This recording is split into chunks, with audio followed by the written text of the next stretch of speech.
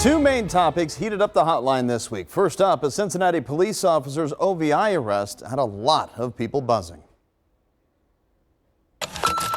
If it would have been a regular civilian, they would have spent the night in jail. They would have gotten their car impounded. She had her car taken home and drove home afterwards. I have had one, and I didn't get that privilege. I had to get a ride home and get my car out of impound. Why is it different for them? If that was anybody else and their wife, Joe Q. Citizen out there, they would have been arrested for OVI and booked in on weapons charges. Since the police knew that they were both under the influence of alcohol and they had their weapons on them. Once again, it's just the police being given a different set of rules than everybody else. Emails came in too. Jonathan wrote in part that he was particularly appalled by her husband, Lieutenant Patrick Caton's subsequent abusive treatment of the arresting officers. Another person emailed saying in part, how can the city justify not putting Patrick Caton on administrative leave after seeing the video showing he was belligerent, angry, and confrontational? And for Mr. Caton to call Loveland's finest unprofessional is ludicrous and slanderous.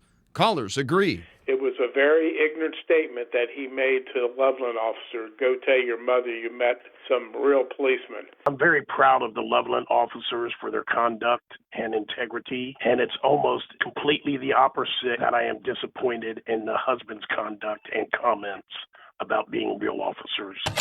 Lawmakers took a step to stop doctors from treating children who are transgender. Don't impose your religious beliefs on everybody else. None of your business. Let people live their own lives. As to having gender-changing surgery on teenagers and young people before they're 18 years old, that is a very bad idea. I'm against children being able to get a transgender change. The young children, they haven't even experienced life at this point. How can they make a decision that's going to affect the rest of their lives? I believe that people and children know when they're born, or at least as young people, that they aren't the right gender that they were born with. I do not support this bill. I think there's way more important things in the world going on than people worried about a doctor treating a transgender kid. If a transgender kid wants to be transgender, let them alone and let them be that. If their parents agree with it, let it go on.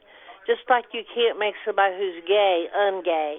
You can't make these people change their feeling either. Give it a rest, people. There's more important things in the world than going to charge a doctor with a felony for treating somebody.